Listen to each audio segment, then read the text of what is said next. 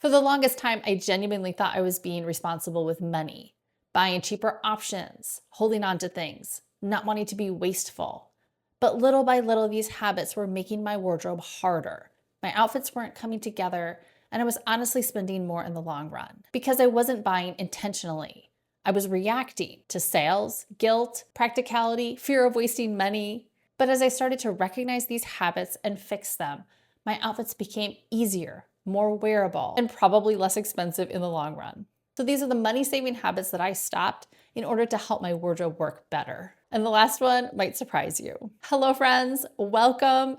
Let's dive right in. This first one, I think a lot of us struggle with, and that is holding onto clothes because we paid for them.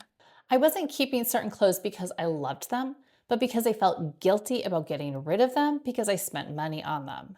Somehow it felt less wasteful to have them hanging in my closet, even if they were never worn. But I think a lot of us do this as we start to figure out our personal style. We buy things we think we love. Some of them work great, some of them don't.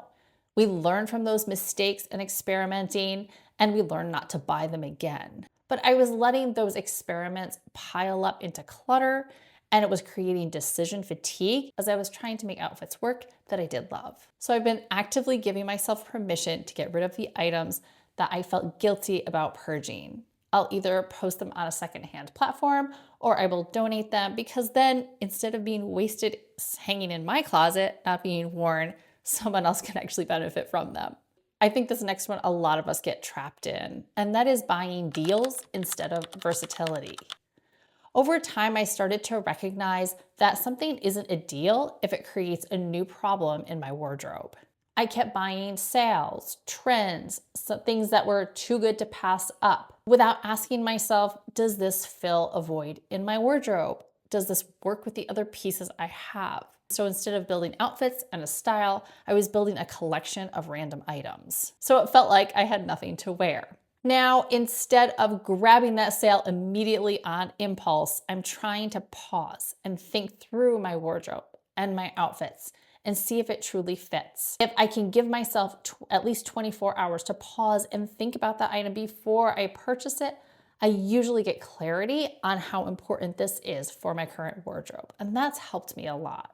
This next habit that I was doing might be a little controversial, and that's recreational thrifting. Intentional thrifting is amazing, and I love to thrift. I love to find quality items at lower prices.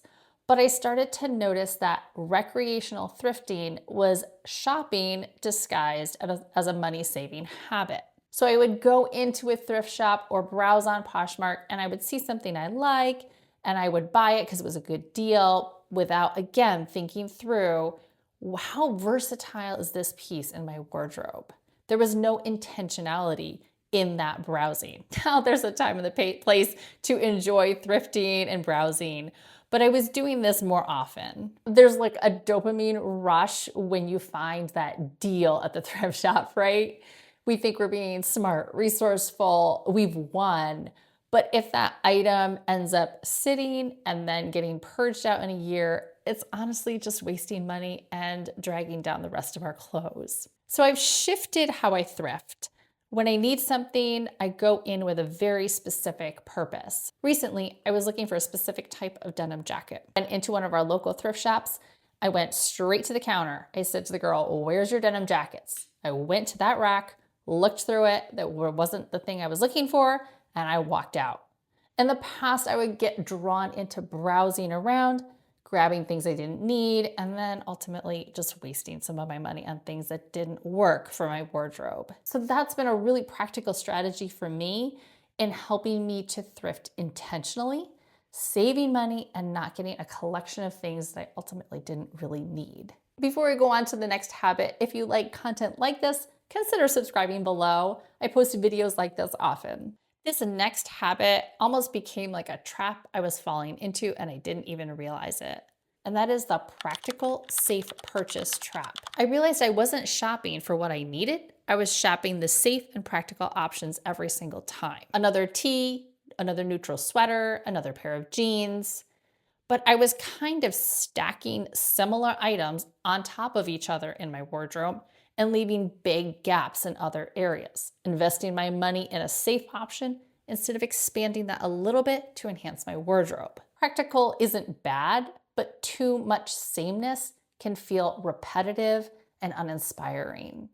That can leave us feeling like we have nothing to wear because all of our items are so similar. When I purchase an item now, I try to think through and ask myself, are there other items in my wardrobe that are very similar to this? And if so, can I invest that money into something that brings a little more diversity into my existing outfits? There's an example here where I have a white t-shirt and more of like a cream crocheted tank top. Instead of buying another white t-shirt, something like this crocheted tank top is a great alternative. It's a similar color, but it's a little more dressy. It definitely looks different, and it creates a variety in my wardrobe rotation versus just another white tee. So it's taking that same money, putting it into something a little bit different, and expanding your overall wardrobe. If you're feeling stuck in a style rut right now, check out this video over here where I explain some of my style ruts and how I solved them. This next habit I am still working on, so I am speaking to myself as well as all of you, and that is buying the cheapest option every time. I struggle with the mindset of feeling like the frugal option is the cheapest version of everything. But the cheapest version can sometimes create more problems and even cost us more in the long run. Buying that inexpensive t-shirt for $10 and having to buy the same one over and over again every year for 5 years can ultimately cost us more than buying one good quality $40 t-shirt that lasts us a long time. Between cheap things pilling, getting stretched out, getting tired after a few wears, sometimes the frugal option isn't always the cheapest option. Now, I clarify here that I am not buying high-end designer things for all my purchases. That's not realistic for my lifestyle or my budget. But instead of leaning into the cheapest option every time I look for something, I'm trying to lean into the best option.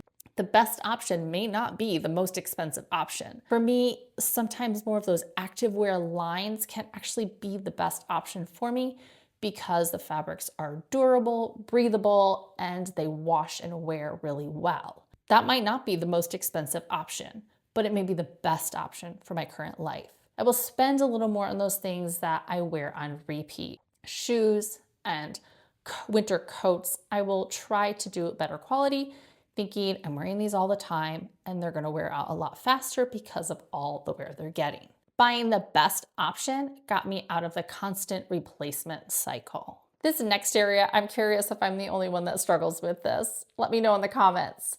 That's buying only the fun parts of fashion.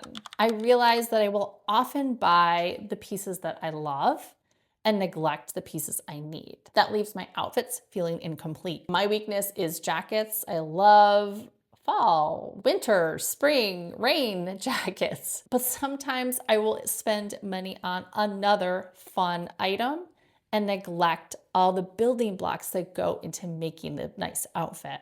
This reality came to me recently when I bought a couple of nice pairs of shoes, which to me are boring. And suddenly, so many of my existing outfits worked because those shoes completed the outfit.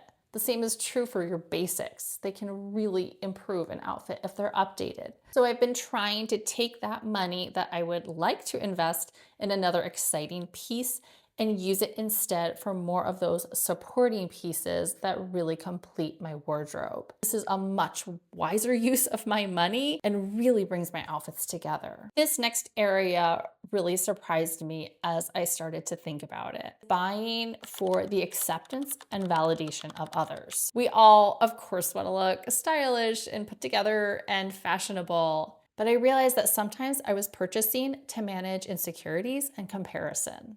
I've gotten a lot better at this as I've gotten older, but I still have to remind myself about the importance of buying for things that work for me versus being influenced by those around me. When belonging becomes tied to consumption, it's a cycle that never ends. And so I've been leaning much more into timeless pieces that I love, that I feel comfortable with, and being confident in wearing those, even if they're not the most trendy, pieces that everyone else is wearing. As we purchase items that work for our style, that we're gonna wear and love, versus buying things that brings us validation from other people that we really don't love, that's gonna save us money and develop our personal style in a really unique way. Which of these money-saving habits do you struggle with?